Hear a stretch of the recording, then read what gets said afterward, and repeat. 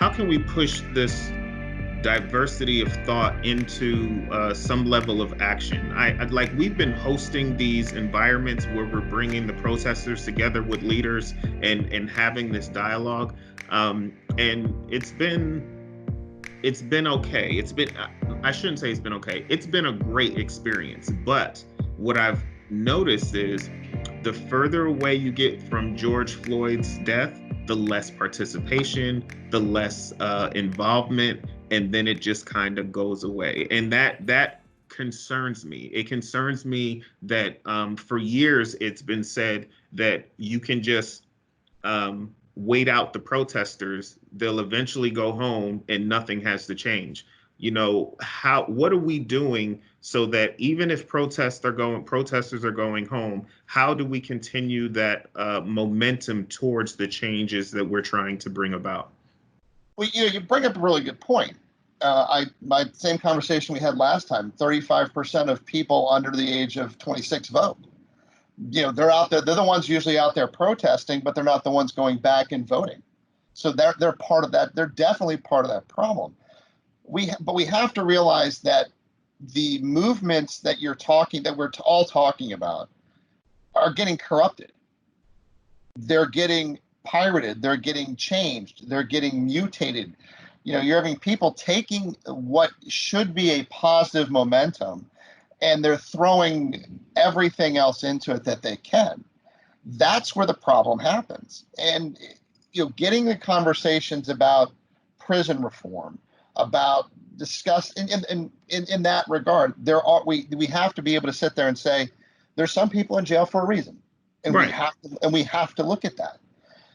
But then you go to the next step and you look at bail reform. I mean, I think there's 400,000 people incarcerated waiting for trial. That's a problem because of bail. And again, some of them are guilty, some of them are not guilty, and some could get out and commit other. I mean, there's so many variables, but that's something that needs to be looked at.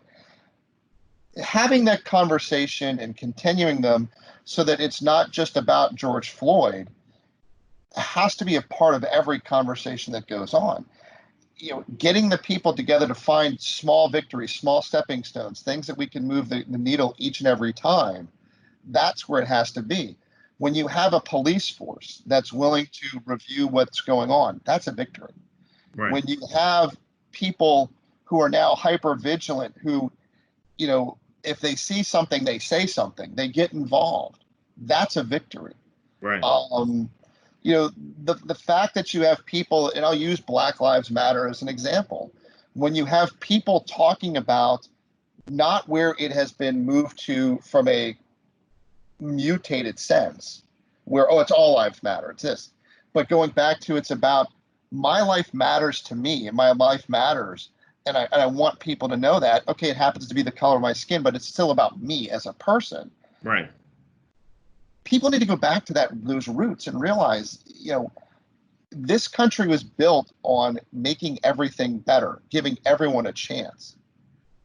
It doesn't matter if you want to say, that's the part that has to happen. We still have to support everyone's opportunity. And if there's someone's not getting an opportunity, it doesn't mean that you're not going to get yours.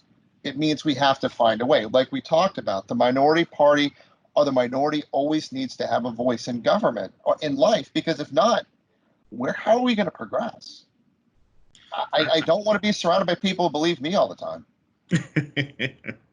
I absolutely agree. And just to, I guess, play devil's advocate or to throw a challenge at you, what do you say to the theory or the concept that part of the fear is simply that, whites or white males have been in power for so long that there's this threat to their power or their existence or their position, and that's why there's such a pushback from the other side? How do you feel about that? I feel as a human being, mm-hmm. who I did not ask to be born white. I did not ask to be born. No one asked me what color you want to be born, and no one asks what sex you want to be born. You're born. I would say it's not fun being thrown into a group that says that you are X. Right.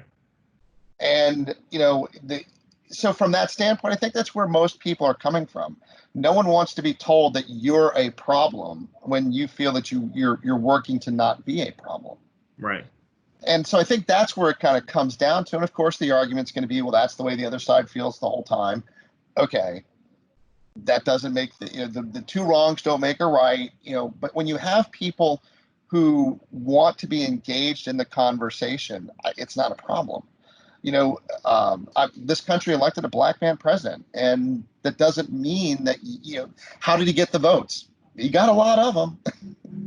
Yeah. So, but it doesn't mean that mysteriously makes us a greater country. It does mean we're a better country for it.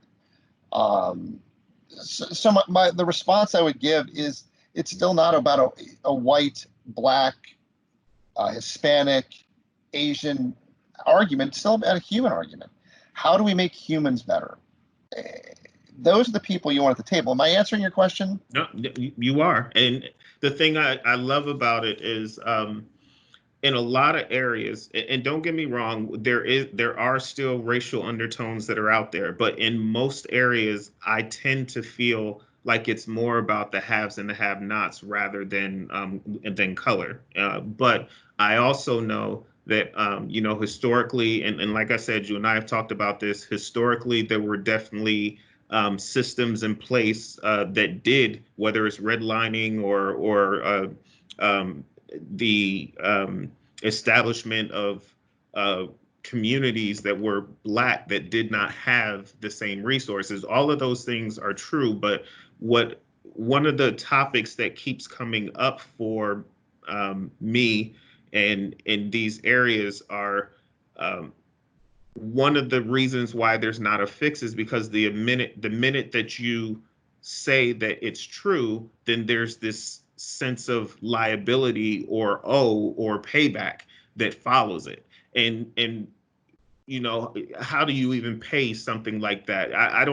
I'm not a believer in reparations, and I know a lot of people, I just don't believe in that. But at the same time, there's a sense of, you can't say yes because there's a sense of guilt and liability associated with the yes that we don't know how to deal with. Does that make sense? It does, but I look back upon it like a businessman. So we'll use grocery stores as an example. When you look at grocery stores that don't want to be in lower income areas, we should, business reasons, yada yada yada. We can discuss all those, but at the end of the day, if we see that is an example of where the grocery stores don't want to be in economically depressed areas, so they're not there, and that's where dollar stores are there, and they're charging higher profits or higher money, and that's why the money in that economically depressed area is not going further. Okay, that's a problem. So we need to create a tax incentive or some sort of incentive to let a business know we want you to build something there.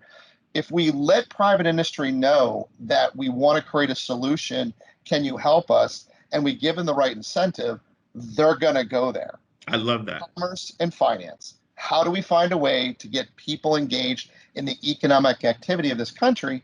That's how they get better. So I love that. And as a matter of fact, it is those economic opportunities that I feel is a leveling opportunity to fix some of these other issues. So, okay, if we know that there are these gaps in support, and if minorities decide to take advantage of those tax credits to build companies and solutions in those environments, then now not only are you meeting the need of a grocery store, you're also supporting the economic empowerment of a people right there at the same time. So those types of solutions or those types of situations are exactly the types of solutions that we're looking for.